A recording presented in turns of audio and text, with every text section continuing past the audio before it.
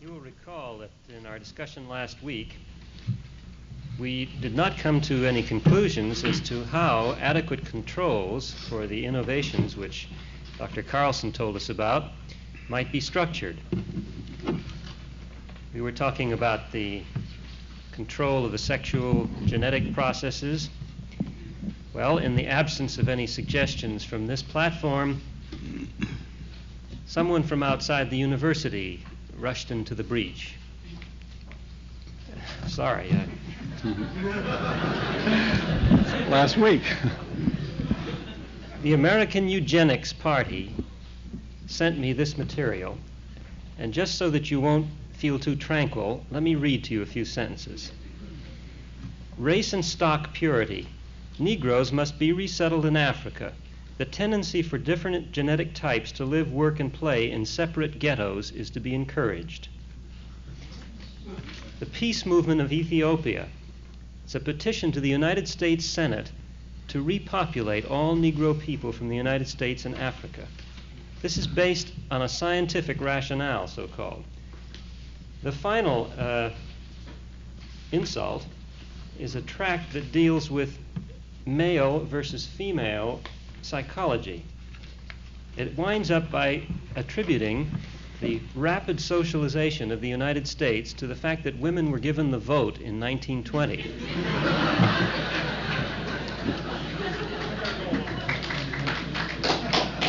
No! And you want parthenogenesis? He's saying we have political parthenogenesis. Professor Edgar Jones, who will respond to Dr. Tyler's remarks, has been a professor at the UCLA Law School since 1958. He was a member of that faculty since 1951. His teaching and his writing have been primarily in the field of labor law. He is a member of the National Academy. It's very fitting. You don't know it yet.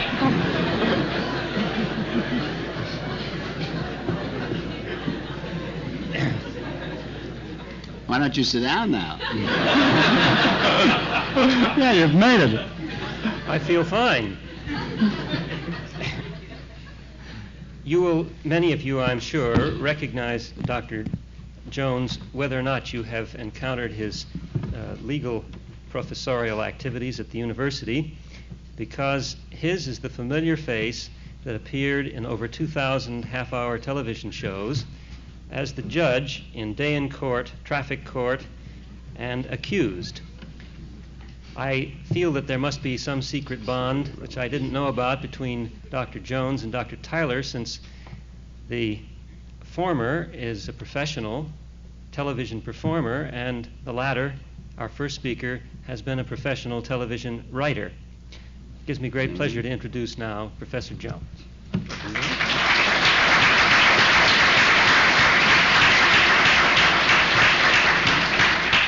To use the language of showbiz, Dr. Tyler's act is very hard to follow.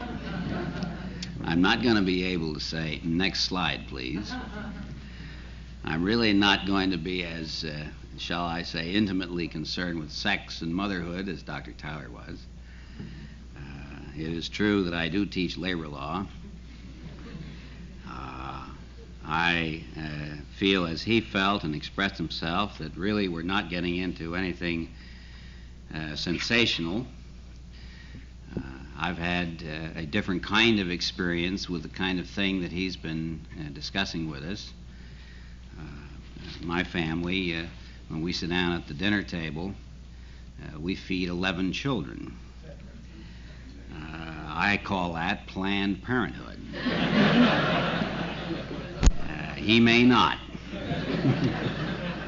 On the other hand, our first son was born on my birthday, and I thought that was well planned. And I don't think he can scientifically tell me it wasn't. I'd like to know how you did it. After a certain number of conversations, somehow I thought you knew.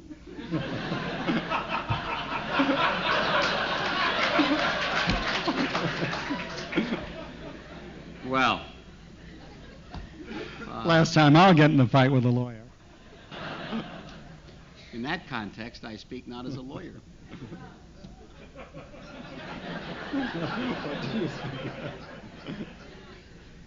My observation of lawyers supports my statement. Well, I think I may say right at the outset, I'm really not responding to Dr. Tyler. I was fascinated, actually, with the information that he passed along to us. I'm really conceiving of my... You had trouble with that, too. That's right. You fall into a trap. I will not be embarrassed. I will say I am conceiving of my role, which is a parthenogenesis process now. I am conceiving of my role as really addressing the problem, since on this very fascinating and intriguing list of the topics for the human agenda, I noticed that I am the only muted voice from the legal profession. I conceive my role actually to try and put before you some of the thoughts which I would think might be appropriate for all of us to be contemplating when we consider these various prospects of outlined here so interestingly, so ably in this conference. And therefore, I would call us back to last week's discussion and summon us ahead to the discussions in the coming weeks, that we are talking about a very complex series of impacts upon human life, basically in a free society in the United States. The gestation of humans with, I'm reading from the prospectus, which just fascinates me every time I read it, and I've read it at least 24 times now, each time with a new twinge, I must admit, but of anticipation, I don't mean of retrospect. Gestation of humans with whatever genetic characteristics are preferred in a borrowed womb or glass jar, creation of humans with functional gills or simultaneously functional male and female sex organs in adult life, regeneration of a severed limb or even of a whole new genetically identical individual from a single cell, transmission by injection of a lifetime of learning, transplantation of needed organs or even recall to life of the long dead. These foreseeable, although not immediate, and that's underscored, prospects initiate a new phase of human life in which a man begins steering his own evolution in directions the implications of which he has not foreseen. It seems to me rather important as we contemplate this brave new world that we keep somewhat in mind some of the basic hypotheses from which we seek to operate our society. It seems to me inevitable, indeed inexorable, that there shall be the probing of the innermost mechanisms and structure of humanity. It seems to me to be part of the human situation. It surely cannot be reversed, and I certainly would not want it reversed were it to be possible to reverse it. On the other hand, that leaves open the question of whether it should or can be ordered. I didn't say reversed, I said ordered. And in a compression of our problem, I think that we can give witness to the progression of the nuclear physicists' research. Very briefly, can I do it? I can. I shall. I did. And we all, including the nuclear physicists, have come away, I think, quite shaken at the prospect of a compulsive creativity, heedless perhaps, or unwitting perhaps, of human consequence.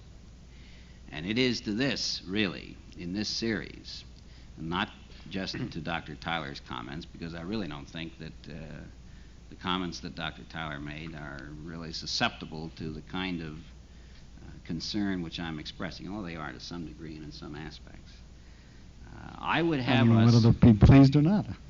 Well, you should be. You should be. I share your views on many things. I would have us thinking, however, and as I say, the only reason that I wish to put so much emphasis on it in this context, I would have us thinking because as I survey the verbal agenda of the human agenda, as it is laid out here, it seems to me appropriate that somebody says this. Now, how many of you people were here last Monday? Would you raise your hand? All right. And how many of you people plan to be here on succeeding Mondays then? Well, then I feel justified then. I'm speaking then in a continuing dialogue. My comments are not isolated. They're relevant to what you heard last Monday, and I would hope they may be relevant. Indeed, I hope they were relevant to what you may hear in the succeeding Mondays. I would suggest that as we listen to these discussions of the prospects of the control, of genetic control, of the prospects, and you notice that the word control runs throughout this.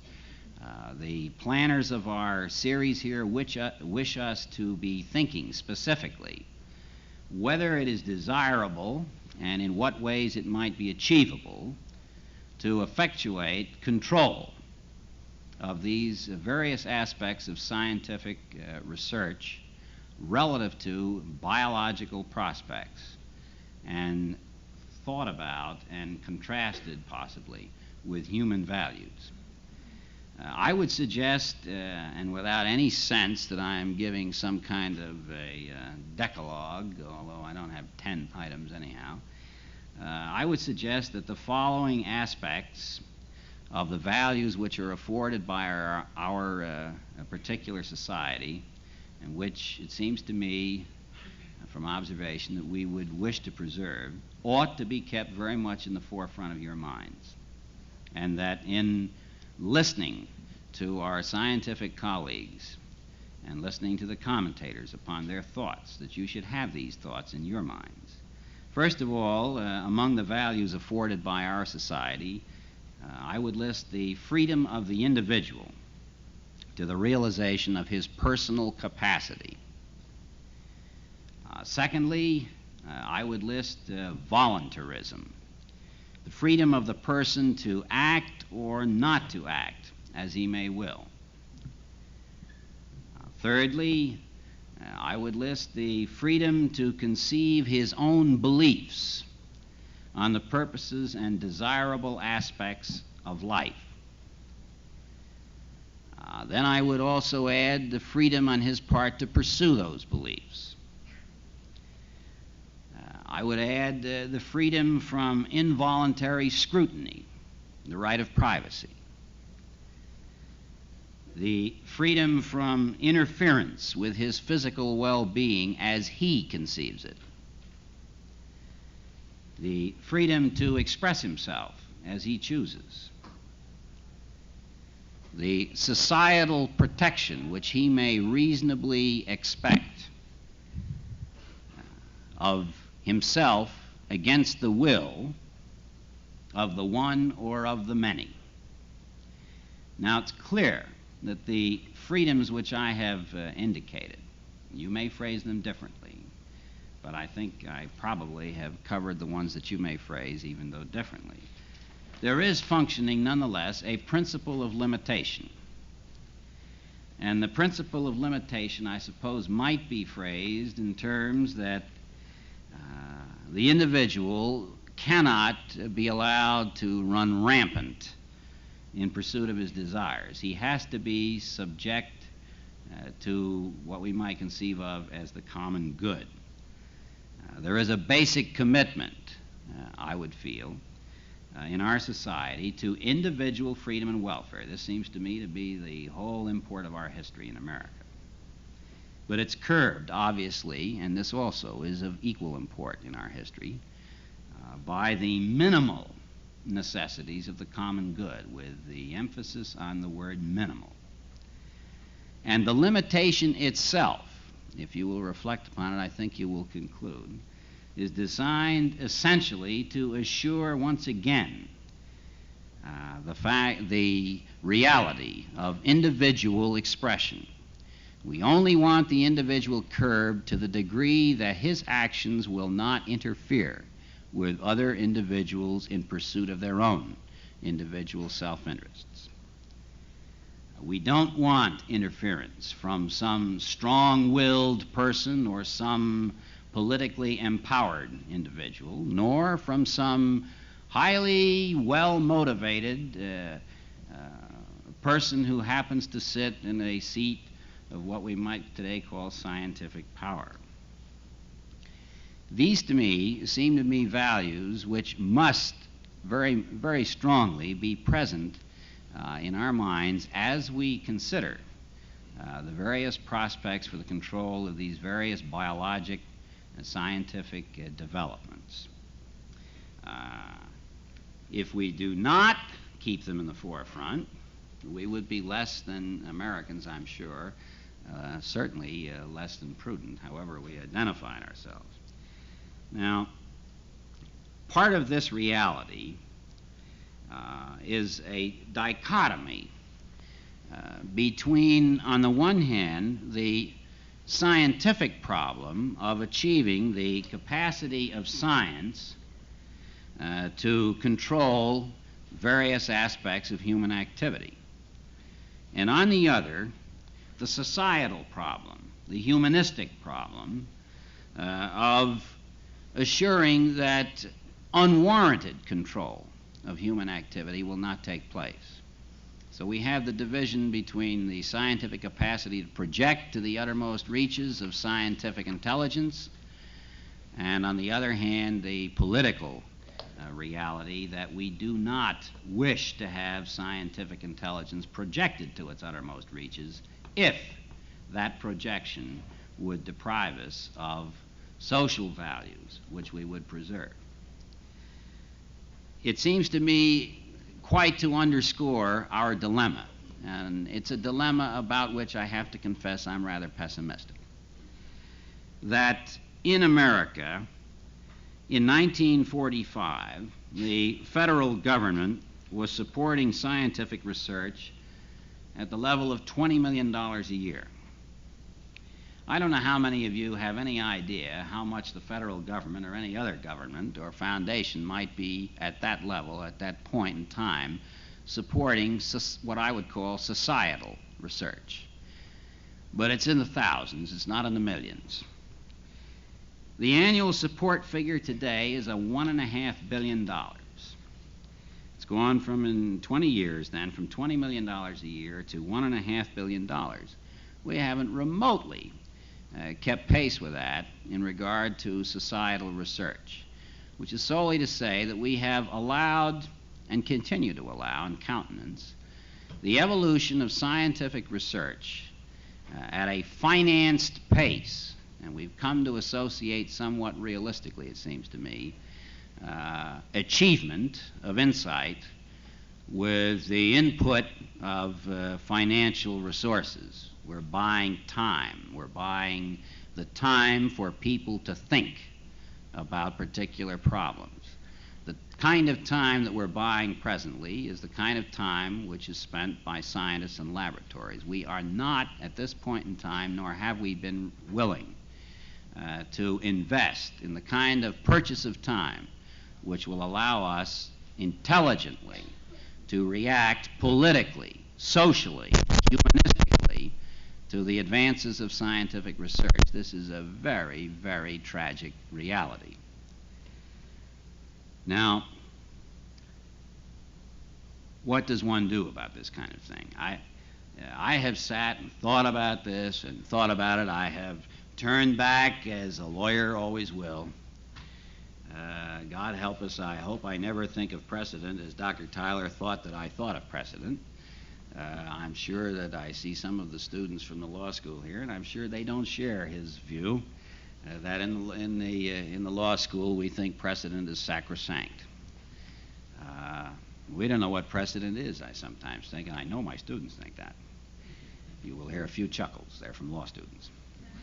Now, I look back, and I look to, if I may call it such, a seminal case. I look at the case of Buck against Bell. That's a good name for a seminal case. Buck rang the bell. All right. This took place in 1927. This comes out of the, if I may put it that way, the United States Supreme Court.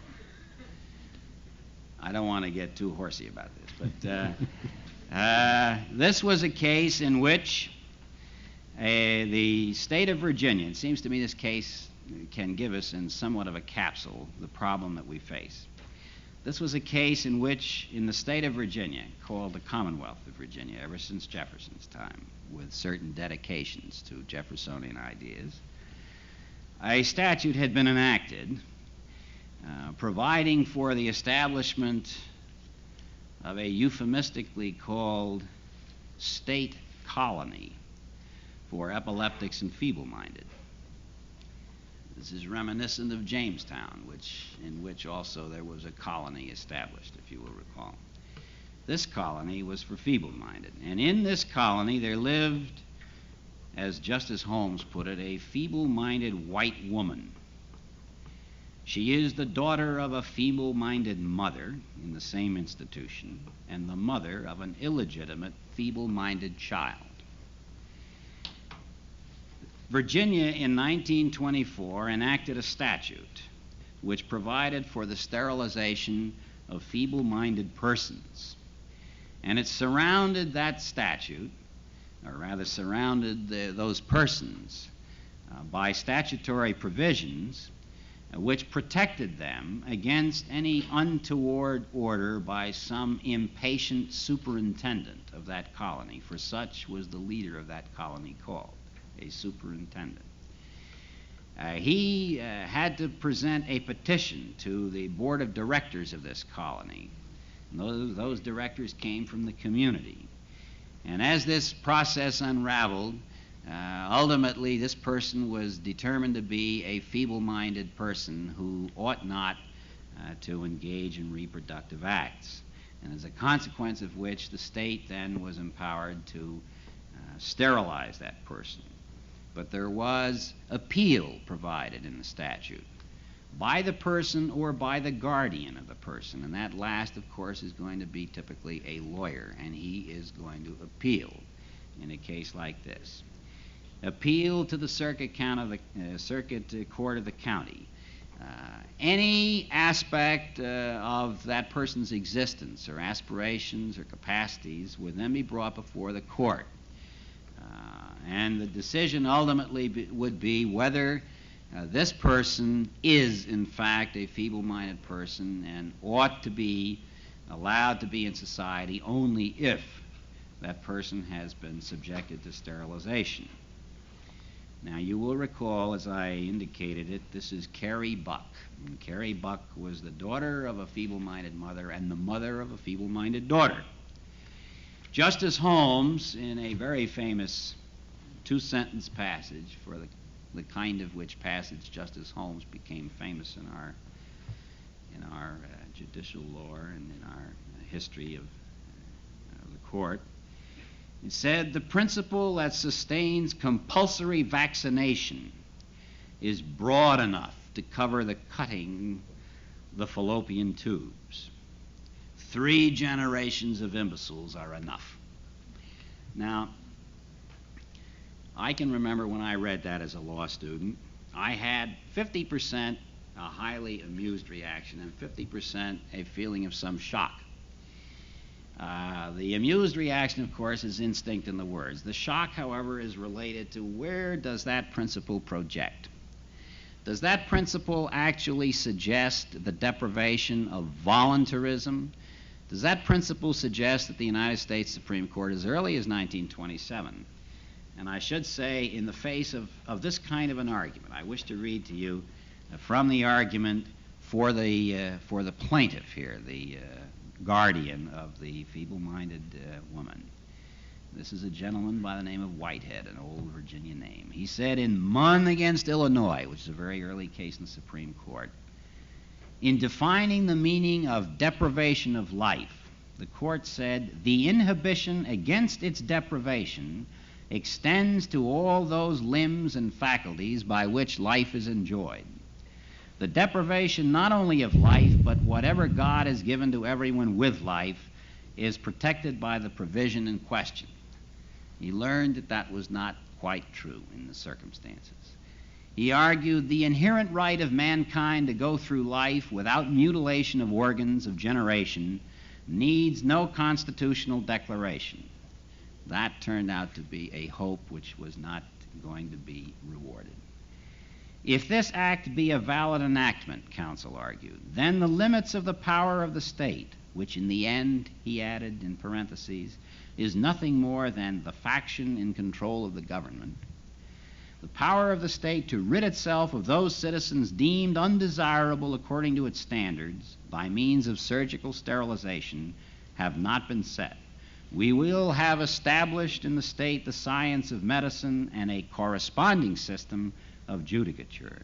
A reign of doctors will be inaugurated, and in the name of science, new classes will be added. Even races may be brought within the scope of such regulation, and the worst forms of tyranny practiced. In the place of the constitutional government of the fathers, we shall have set up Plato's Republic. This is 1927. Now, relative to the attitude of the Supreme Court today, it seems to me very obvious, although one must start from the premise of Buck against Bell, that the Supreme Court of the United States is not about, at this point in our evolution, to ratify the notion that there shall be some kind of allowable physical interference with the welfare of any individual citizen of the United States. Feeble-minded Carrie Buck, yes. You, no. Now, that's not apt to change within our foreseeable vista at this point in time. However, it seems to me very important that we recognize there has to be devised for the protection of science, for the protection of society, a mechanism whereby scientists may engage in the research which is meaningful and productive for our society at the same time as society may have some kind of meaningful protection against unwarranted scientific intrusion into the human personality. Now, this is a kind of an anathema to some of my colleagues. Perhaps not Dr. Tyler, but I've ventilated this subject a little bit with some of my colleagues, none present, my scientific colleagues, who feel that this is an unwarranted intrusion into scientific freedom.